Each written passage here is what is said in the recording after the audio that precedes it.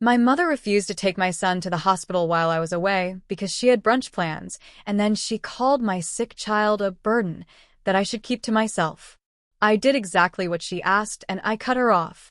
But when she tried to buy her way back in with a $10,000 pile of presents, I found something inside the gift bag that wasn't just insulting, it was lethal. And that was the moment I knew this wasn't just a family feud anymore. This was war. You need to understand the history here to get why this hurts so much. Let's call my mother Sylvia. She's 56, and ever since my father died when I was little, she's been bitter. But not to everyone. Just to me. She raised me and my younger sister, Jane, alone. But while Jane got the grieving widow's love, I got the cold shoulder. I was the spirited kid, always running around, trying to make people smile, but I never got that kindness back from her. I spent my childhood trying to earn her love. I helped raise Jane, I did chores, I got a job at 13. It didn't matter. She'd come home and find the one speck of dust I missed and tear me apart. So, I stopped trying. I put up walls. Jane, who was now clearly the golden child, tried to be close to me, but I pushed her away too. It hurt too much. By the time I left for college, my mother didn't even show up to my high school graduation because Jane had a headache. That tells you everything, right? I got out.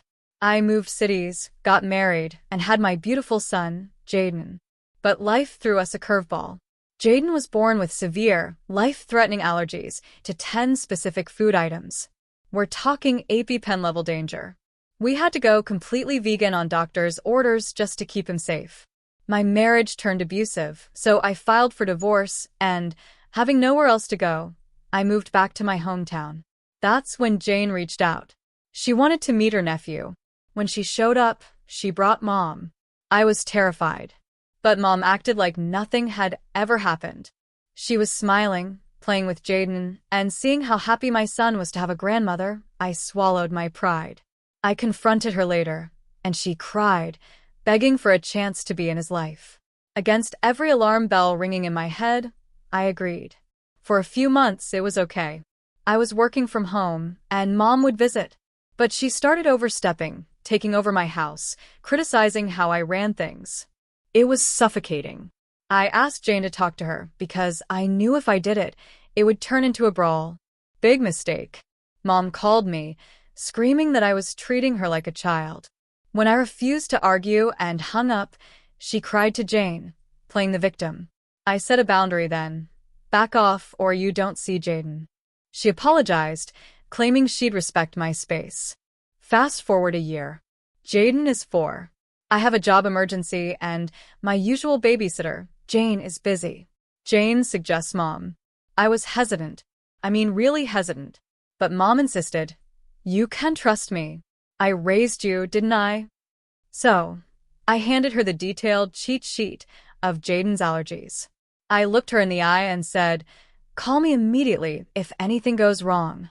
I left for what was supposed to be a 2-hour shift. 90 minutes later, I get a call. Come to the hospital. Now. My heart stopped.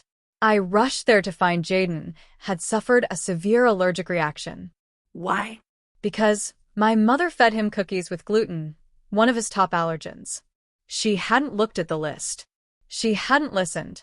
When I confronted her, she tried to blame my 4-year-old son. She said he ate it when she wasn't looking. But eventually, she admitted she just didn't think it was a big deal. I lost it. I screamed at her that she was banned from being alone with him. She cried, saying I was too harsh. Jane even texted me saying I was overreacting. But this was my son's life. I hired a professional nanny after that. I was done relying on family. A few months later, another work crisis hit on the same day as Jaden's doctor appointment. The nanny was unavailable. Desperate, I called Jane. Jane said she was busy with work, but then, I heard my mother in the background. Mom didn't know I was on the phone. I heard her say, clear as day, I wouldn't babysit that kid even if you paid me. Dealing with him and his condition is a burden.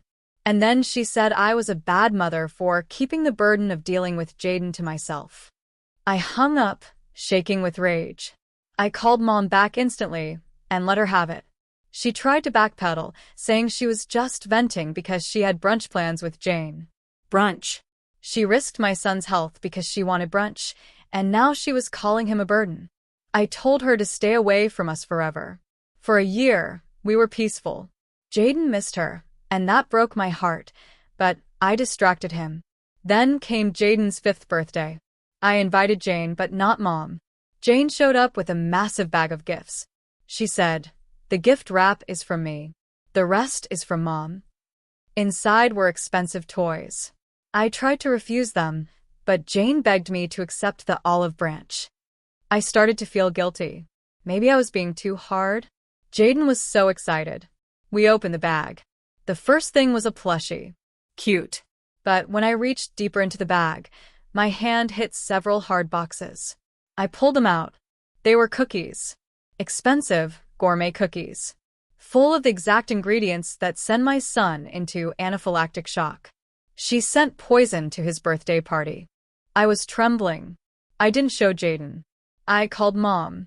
I expected her to be horrified, to say it was a mistake. Instead, she demanded I thank her. When I told her the gift was dangerous, she snapped. She told me if I wasn't such a weird hippie with my vegan lifestyle, Jaden wouldn't have these issues. She took zero responsibility. I hung up. I felt sick. She wasn't just careless. She was delusional. The next day, she showed up at my door with more gifts, trying to buy forgiveness. I didn't let her in. I handed her the bag of cookies and a check for the toys Jaden had already opened. I told her, "You are willing to put my son's life in danger because you don't like my lifestyle. You don't deserve to be here." She left, crying, and then the harassment started. My aunt, who I hadn't spoken to in years, called me screaming that Mom was in the hospital because of a broken heart caused by me. Mom was spinning a narrative to the whole family that I was an ungrateful monster keeping her grandchild away. I took Jaden on a vacation just to escape the noise. When I got back, the hate mail was piling up. I realized Jane was the only one who could fix this, so I gave her an ultimatum. Stop Mom's smear campaign, or you're cut off too. Jane finally stepped up. She convinced me to talk to Mom one last time. Mom got on the phone and sounded manic. Happy. Like nothing was wrong. She said she'd do anything to see Jaden. But I couldn't forget the hospital visits. I couldn't forget the burn comment. I said no. The final straw happened at a friend's wedding. I didn't know Mom and Jane were invited. We ran into them. Jaden, being a sweet kid, wanted to sit with Grandma. I allowed it just to avoid a scene, but I watched them like a hawk. In the parking lot afterward, Mom asked if she could be back in our lives. I looked at her, really looked at her, and said, "I let you sit with him tonight to keep the peace. But you endangered his life. Twice. You will never be near him again." She started wailing, screaming and crying in the parking lot, terrifying Jaden. People were staring. I had to drag my terrified son to the car while his grandmother had a meltdown on the pavement. That night, Jane finally saw the truth. She realized this wasn't just Mom being Mom. It was sickness. Jane got Mom to a psychiatrist. The diagnosis? Severe bipolar disorder. She's currently being admitted to a mental health facility in another state. Jane finally apologized for enabling her all these years. I'm relieved she's getting help, and I'm glad Jane finally understands. But looking at my son, who is now scared of his own grandmother, I know I made the right choice to protect him. It's been a nightmare, but at least the silence in my house is finally peaceful. I have to ask you guys, though, especially those with difficult families. Did I wait too long to cut her off? Should I have seen the signs earlier, or was I just blinded by wanting my son to have a grandma? Tell me what you think in the comments. I really want to know.